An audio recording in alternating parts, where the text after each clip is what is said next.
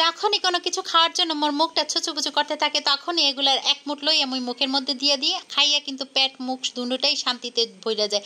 আর এই যে মুই এখানে 2 রকমের স্ন্যাক্সের রেসিপি আজকে দেখাম, আর এই 2 রকমের স্ন্যাক্স বানাই মুই কৌটো ভরে থুইয়া দিই। যখনই মোর জিব্বাটা ল্যাক করতে থাকে কোনো কিছু খাওয়ার জন্য বা চায়ের সাথে খাওয়ার জন্য তখনই আমি মুঠ ভরে নিয়ে পেটের মধ্যে দিয়ে দিই। আসসালামু আলাইকুম, হাগুলি কেমন আছেন? সেই জন্য মুই এখানে 2 কাপ আটা লইছি, আপনারা চাইলে ময়দাও লইতে পারেন।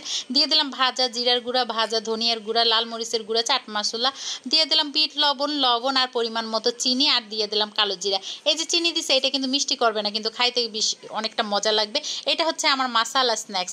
দিয়ে দিলাম সামান্য তেল আর পানি দিয়ে খুব শক্ত একটা ডো বানায় নিয়ে এটাকে আধা ঘন্টার জন্য রেস্টে রেখে দিতে হবে। রেস্টে রাখলেও পারেন আবার না রাখলেও পারেন, তা রাখলে কিন্তু খুব বেশি ভালো হয়। তারপর কিন্তু আমি এখানে কড়াইয়ের মধ্যে সাদা তেল কতগুলা গরম করে লইছি, একের হাবাইতের মতো তেলগুলো ঢাইলে দিছি। হেয়ার পর দিয়ে নিয়ে নিলাম সেই ডোটা যেটা আমি মাইখা জুখে রেস্টে রেখে দিছিলাম ঘুমাইতে। রেস্ট হয়ে গেছে, এখন একটা কেচি নিয়ে নিছি। এখন এই কেচিটা দিয়ে ঘ্যাচ করে কেটে নিতে হবে। কোনো রকম কোনো দিকে তাকানো যাবে না, শুধু ঘ্যাচ করতে হবে, কাটতে হবে। এটা বানানো কিন্তু খুবই সহজ। এটা কাটতে কিন্তু কোনো রকম সমস্যা হইবে না। কেচি নিবেন, কাটবেন আর তেলের মধ্যে দিবেন আর ভাজা হয়ে যাবে। তবে চুলার জালটা কিন্তু অবশ্যই কমাই রাখতে হবে। আবার চুলার জাল বাড়াই দিয়ে কিন্তু উপরে দেখবেন যে হয়ে যাবে লাল লাল আর ভিতরে কিন্তু নরম থেকে যাবে, তখন কিন্তু আমার দোষ দিয়ে কোনো লাভ নেই। চুলার জাল লো মিডিয়াম করে খুব সুন্দর করে আস্তে ধীরে ভাজা লইতে হবে। ভাজা হয়ে গেলে উঠাই লইতে হবে। আমার মতো এরকম লাল লাল করেও ভাজতে পারেন, আবার সাদা করেও ভাজতে পারেন, সেটা আপনার ইচ্ছা। আমি কিন্তু একটু অনেকটা লাল লাল করে ভেজে নিয়েছি।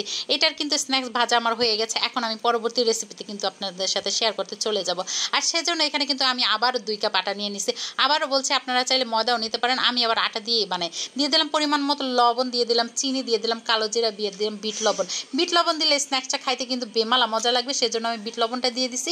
দিয়ে দিলাম একটু বেশি করে হাবাইতার মতো সয়াবিন তেলের যে দাম বাবারে বাবা, দিতেও ভয় লাগে আবার না দিলেও হয় না।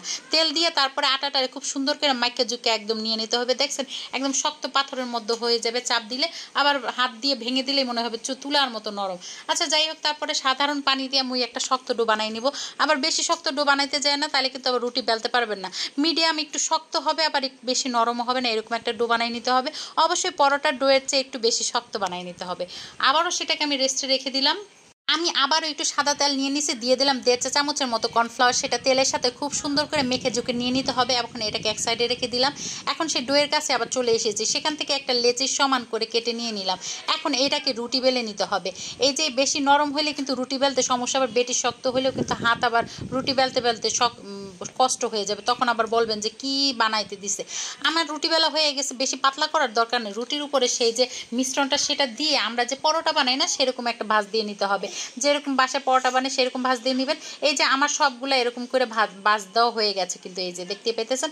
এখন এখান থেকে আবার একটা নিয়ে বানিয়ে নিতে হবে পরোটার মতো মোটা করেই বানাবেন, বেশি আবার পাতলা করতে যায় না। আবার পাতলা করলেও কিন্তু অতটাও সমস্যা নেই, যত পাতলা করবেন তত ভালো, কিন্তু আবার বেশি মোটা করতে যায় না। তারপরে একটা ছুরি নিয়ে নেবেন। ছুরি নিয়ে আমি কিভাবে কাটতেছি দেখতেই তো পাইতেছেন, এরকম করে কেটে নিতে হবে প্রথমে লম্বি করে, ঠিক আছে? এরকম করে ঘ্যাচ করে সবগুলা কেটে নেওয়া হয়ে গেলে এবার ফিরিটাকে একটু ঘুরাই নেবেন, নিয়ে আর একটা করে কেটে দিবেন, মানে যোগ করবেন। যেভাবে পারেন সেভাবে যোগ করলেই হয়ে যাবে। এরপরে দেখবেন ছোট ছোট করে একদম ছোট যে স্ন্যাক্সগুলো তৈরি হয়ে যাবে।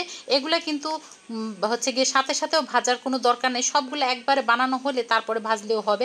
আর সেজন্য আমি একটু আটা ছিটিয়ে দিছি। এই যে দেখছেন যে আমার সবগুলো কিন্তু বানানো হয়ে গেছে। এখন এগুলাকে ভাজতে চলে যাব, চলেন। একদম গরম তেলের মধ্যে ছেড়ে দিবেন, দেখবেন যে একদম ভুতভুতায় উপরে উঠে চলে আসবে। এই যে বুদবুদিগুলো দেখতেছেন, এই বুদবুদিগুলো যতক্ষণ না একদম কমে যায় ততক্ষণ কিন্তু ভাজতেই থাকবেন। তাই যতক্ষণ কমতে না থাকবে ততক্ষণ ভাজতেই থাকবেন। যখনই দেখবেন যে বুদবুদিগুলো নাই, মনে করবেন যে আপনার স্ন্যাক্সগুলো ভাজা হয়ে গেছে, মানে মচমচা করে ভাজা হয়ে গেছে। এই যে দেখেন আমার কিন্তু বুদবুদি একদমই দেখা যাচ্ছে না। প্রথমে কত বুদবুদি ছিল, এখন একটুও নাই। এখন আমার এগুলো ভাজা হয়ে গেছে, এখন আমি এগুলো উঠাই নিতেছি। এগুলো আপনারা কৌটা ভরে একদম যতদিন ইচ্ছা ততদিন বানাই খাইতে পারবেন, কোনো রকম তেলেও গন্ধ আসবে না। অনেকে বাইরে এই যে নিমকিগুলো খেতে গেলে তেলে একটা গন্ধ আসে না, এরকম কোনো গন্ধই আসবে না। এগুলো এতটা মচমচা হয়েছে যে কি যে বলবো আপনাদেরকে। এই যে নিমকিগুলো দেখতেছেন, এগুলো একদম খাস্তা নিমকি, যেমন মচমচা, খাইতে কিন্তু সেই স্বাদ হয়েছে। আর এই যে স্ন্যাক্সগুলো আছে এটা কিন্তু একটু শক্ত হয়েছে, ঠিক আছে?